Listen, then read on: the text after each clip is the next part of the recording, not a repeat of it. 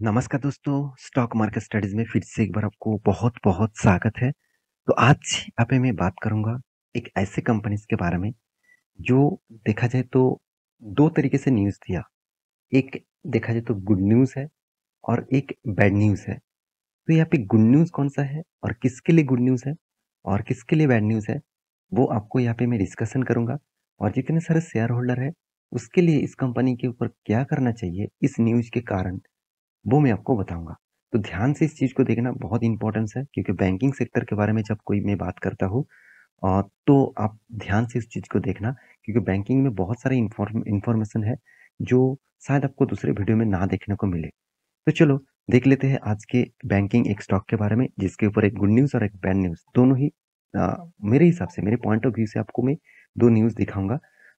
एक ही न्यूज़ दिखाऊँगा और जहाँ पे एक एक साइड से देखा जाए तो कुछ लोगों के लिए गुड न्यूज़ है और कुछ लोगों लोगों के लिए बैड न्यूज़ है। तो इन्वेस्टमेंट के लिए सही कौन-सा है, उसी के बारे में बात करूँगा। तो वीडियो को शुरू करने से पहले मैं रिक्वेस्ट करूँगा चैनल को सब्सक्राइब नहीं किया तो ज़रूर कर लेना। टेलीग्राम को अभी तक जॉइन नहीं किया तो ज़रूर करना क्योंकि वहाँ पे आपको डेली बेसिस बहुत सारे इन्फॉर्मेशन कंटिन्यूअसली मिलता रहेंगे और साथ ही साथ आपको डेली बेसिस इनकम करने का मौका भी वहाँ पे दिया जा रहा है। तो चलो देख लेते हैं आज के स्टॉक के बारे में, आज के जो कंपनीज़ है उसके बारे में। तो कंपनी का नाम कौन-सा है? कंपनी का नाम है सेंट्रल बैंक ऑफ इंडिया, जो एक पीएसयू बैंक है, आप सभी जानते हैं। तो पीएसयू बैंक के बारे में आज बात करूँगा क्योंकि इस बैंक ने एक बहुत बड़ा अपडेट दिया, जो मुझे बहुत दिनों तक नहीं देखने को मिला था। मैं एक बार रिपोर्ट के माध्यम से पढ़ भी रहा था। इस कंपनी इस तरीके से अपडेट जल्द से जल्द ले आने वाले हैं। तो अपडेट आ चुके हैं, उसी के बारे में यहाँ पे डिस्कशन करूँगा, तो वीडियो को पूरा लास्ट तक ज़रूर देखिएगा। तो किस टॉपिक के बारे में बात करूँगा? उस टॉपिक का नाम है एफडी मतलब फिक्स डिपॉज़िट। तो मैं फिक्स डिपॉज़िट के बारे में बात करूँगा क्योंकि आप सभी जानते हैं बैंक के अंदर क्या-क्या चीज़ चलते हैं। बैंक के अंदर फाइनेंस के ऊपर देखा जाए तो लोग लोन लेते हैं। लोन बैंक से लेते हैं। साथ ही साथ बहुत सारे लोग सेविंग अकाउंट्स के माध्यम से बैंक को पैसा देते हैं। साथ ही साथ करंट अकाउंट के माध्यम से बैंक को पैसा मिलता है। एफडी के माध्यम से बैंक भी फंडिंग उठाते हैं। इंश्योरेंस के माध्यम से फंडिंग उठाते हैं। तो सबसे ज़्यादा उसको पेमेंट किसके लिए करना पड़ता है? एफडी के लिए मतलब फिक्स डिपॉज़िट के लिए। तो फिक्स डिपॉज़िट का जो रेट ऑफ इंटरेस्ट था, करीबन 5 साढ़े 5% के आसपास था। वो इंटरेस्ट रेट गवर्नमेंट जब इंटरेस्ट रेट हाइक करते चले गए, उस हिसाब से अ, इन्फ्लेशन जो हाइक हुआ, उसके कारण बैंक में इंटरेस्ट रेट भी बढ़ा दिया गया। तो यहाँ पे 2 प्रॉब्लम्स होते हैं। जो लोग लोन लिए चलो इस ब्लैंक पे एक बार मैं आपको समझाता हूँ। जो लोग लोन लिए मतलब खुद लोन खुद के लिए लिए, वो बिज़नेस पर्पज़ में हो सकते हैं, गाड़ी के लोन, घर के लोन कुछ भी हो सकते हैं। तो उस हिसाब से देखा जाए तो लोन के माध्यम से यहाँ पे एक चीज़ याद रखना, लोन के माध्यम से लिए हुए पैसा जितने सारे लोगों ने लिया, उस सब के लिए प्रेशर बनेगा क्योंकि उसको इंटरेस्ट ज़्यादा देना पड़ेगा। क्योंकि इंटरेस्ट रेट गवर्नमेंट तो हाइक किया है और जितने सारे लोग एफडी किए हैं उस लोगों का फायदा है क्योंकि इंटरेस्ट रेट यहाँ पे बढ़ेगा तो मतलब इंक्रीज होगा। तो यहाँ पे क्या होगा, इंटरेस्ट रेट बढ़ने के कारण जितने सारे लोग एफडी किए थे उसको फायदा मिलेगा। मान के चलिए आपने जब एफडी किए थे आपको मिलने वाले थे सपोज 6% के आसपास। तो आज कंपनी बता रहा है कि मैं चलो 6.5% आसपास दूंगा। तो 0.50% का ग्रोथ आपके एफडी के लिए खास होगा। यहाँ पे इतने सारे बात क्यों कर रहा हूँ? क्योंकि मैं पहले ही बता चुका हूँ, एक गुड न्यूज़ है और एक बैड न्यूज़ है। तो यहाँ पे गुड न्यूज़ पहले बता दूँ, उसके बाद बैड न्यूज़ के बारे में बताऊँगा। तो मैं दिग्गज वेबसाइट माइंड के ऊपर आ चुका हूँ, तो पूरा क्रेडिट मैं इस साइट को दूँगा। अच्छा खासा यहाँ पे न्यूज़ पब्लिश किया। तो यहाँ पे न्यूज़ क्या है? यहाँ पे बताया जा रहा है Central Bank of India hike FD rate. यहाँ पे देख सकते हैं senior citizen can earn up to 7.25%। इसका मतलब गवर्नमेंट बैंक सोचिए 7.25% का रिटर्न दे रहा है। तो लोग स्टॉक मार्केट में निवेश क्यों करेंगे? इतना रिस्क लोग क्यों लेंगे?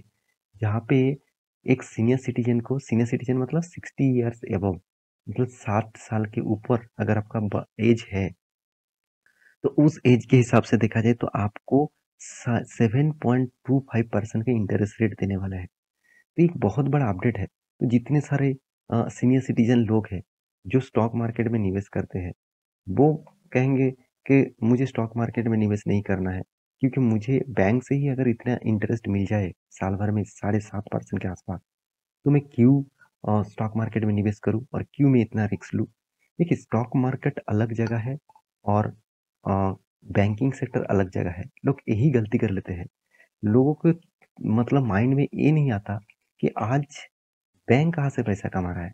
बैंक जो आपको 7.5% इंटरेस्ट देने वाले हैं, वो कहाँ से पैसा कमा रहा है? वो क्या पूरा के पूरा पैसा लोन में ही बाँट कर ही पैसा कमा रहा है? ऐसे बिल्कुल भी नहीं। अगर पूरा का पूरा पैसा लोन दे देते हैं, तो बैंक कभी ना कभी डूब जाएगा। क्योंकि बहुत सारे लोगों ने लोन को डिफ़ॉल्ट करते हैं और लोन डिफ़ॉल्ट होने के कारण बैंक दिक्कत में पड़ जाते हैं। तो इसलिए बैंक भी स्टॉक मार्केट के ऊपर भी निवेश करते हैं। आपने बहुत बार देखे होंगे बहुत सारे बैंक, बहुत सारे म्यूचुअल फंड, बहुत सारे इंस्टीट्यूशन स्टॉक मार्केट में निवेश करते हैं। तो मेरे कहने का मतलब है, यहाँ पे बैंक ने जो अनाउंसमेंट किया, वो जितने सारे लोग एफडी के ऊपर निवेश करते हैं, उसके लिए फ़ायदा है। तो आप कहेंगे सर सीनियर सिटीज़न के लिए तो 7.25 है, तो आम पब्लिक के लिए क्या है? आम पब्लिक के लिए 6.75 रुपीज़ का सॉरी 6.75% के आसपास है। देखिए ये भी कोई कम नहीं है, 6.5% के आसपास कोई गवर्नमेंट कंपनी के ऊपर अगर निवेश करेंगे, अगर मैं सेंट्रल बैंक के बारे में ही बात करूँ, तो इसमें निवेश करेंगे तो उतना फ़ायदा नहीं मिलेगा। तो चलो मैं आपको दिखाई देता हूँ, सेंट्रल बैंक के बारे में बात करूँ और आप देख सकते हैं, यहाँ पे क्या हुआ? Losses, losses, losses. तो 3 साल में प्रॉफ़िट मिला, 1 साल में प्रॉफ़िट मिला। लॉन्ग टर्म के लिए अगर आप एफडी 10 साल के लिए करके रखे हैं, तो देखिए 10 साल में आपको तो वहाँ पे 6% के हिसाब से सीएजीआर के हिसाब से रिटर्न मिल जाएगा और यहाँ पे क्या मिला? 10% का नेगेटिव। आप कहेंगे सर हमेशा तो 6% नहीं रहता, एफडी का रेट इधर-उधर होता है। हाँ, आपकी बात सही भी है। अगर डाउन साइड में भी एफडी का रेट इंटरेस्ट मिला, तो 5% के नीचे नहीं जाएगा और ऊपर साइड में कितना जाएगा, वो तो बैंक ही बता पाएँगे। तो आज 7.5% के आसपास चला गया, तो फ्यूचर में 8% भी जा सकते हैं। तो मेरे कहने का मतलब है, यहाँ पे 2 लोगों को दिक्कत होगा, मतलब जितने सारे इन्वेस्टर हैं, उसके लिए बहुत बड़ा इश्यूज़ आएगा, क्योंकि उसको लगेगा कि मैं इस कंपनी के शेयर क्यों खरीदारी करूँ? इस कंपनी के ऊपर मैं एफडी कर लूँ, तो मुझे बहुत फ़ायदा मिलेगा, क्योंकि मैं एक सेफेस्ट ज़ोन में एक एक्स्ट्रा बेनिफिट के हिसाब से मुझे इंटरेस्ट मिलेगा।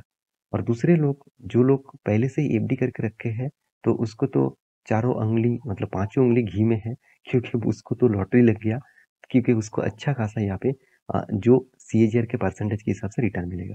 तो यहाँ पे कुछ शर्तें हैं, उस शर्तें को मानकर चलना पड़ेगा एफडी पाने के लिए।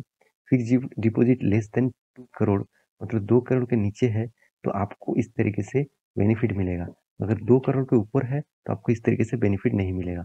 और सीनियर सिटीज़न के लिए आप देखेंगे, देखिए कितना था 4.50% था, वहाँ से जंप होके 6.75% बन गया।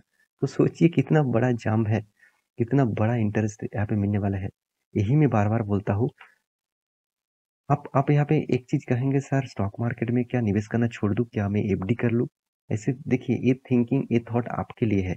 आप किसमें कंफर्टेबल है उसके ऊपर देखिए। देखिए आपको 15-20% के आसपास रिटर्न कमाना है, तो आपको रिस्क तो लेना ही पड़ेगा। आप 5, 6, 7% में मतलब खुश है, तो आप एफडी कर लीजिए। आप रिस्की ज़ोन में नहीं जाना चाहते तो आप एफडी कर लीजिए। अगर आप चाहते हैं स्टॉक मार्केट से मैं रिस्क लेकर पैसा कमाना चाहूँगा, देखिए आज तक मैंने किसी को नहीं देखा कि एफडी करके बैंक में पैसा रखकर करोड़पति बना है। हाँ, मैंने ये तो देखा है कि स्टॉक मार्केट के ऊपर निवेश करके करोड़पति बना है। तो डिसीज़न आपका लेना चाहिए, आपको होना चाहिए, क्योंकि आप इतना स्मार्ट इन्वेस्टर हैं, तो स्मार्टनेस के हिसाब से काम करिए। और आप मेरे ओपिनियन जानना चाहेंगे कि सर आप क्या करने वाले हैं? ऑब्वियसली मैं फिक्स्ड डिपॉज़िट के ऊपर भी निवेश करूँगा और स्टॉक मार्केट के ऊपर भी निवेश करूँगा।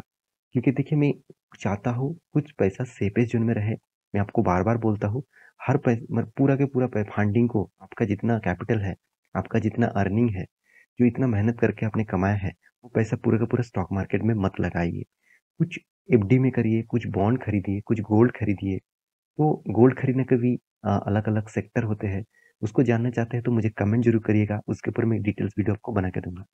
तो इस कंपनी के बारे में मैं एक ही बात कहूँगा, सेंट्रल बैंक ऑफ इंडिया के ऊपर निवेश करना सही नहीं होगा। ये कंपनी का हालत एकदम मतलब खराब से खराब होता जा रहा है। बाकी आप एक बार रिसर्च करेंगे तो खुद पता चलेगा। तो ये था आज का टॉपिक। तो किसका बैड न्यूज़ है, किसके लिए गुड न्यूज़ है, आपको समझ में आ ही चुके हैं। तो आपका मेरा इस वीडियो कैसा लगा ज़रूर कमेंट करना। इसी तरीके से कंटिन्यूअसली वीडियो पाने के लिए चैनल को सब्सक्राइब भी करना, टेलीग्राम को भी जॉइन कर लेना। मिलते हैं नेक्स्ट वीडियो में, तब तक के लिए अच्छे से रहिए, अपना ख्याल रखिए, बाय बाय।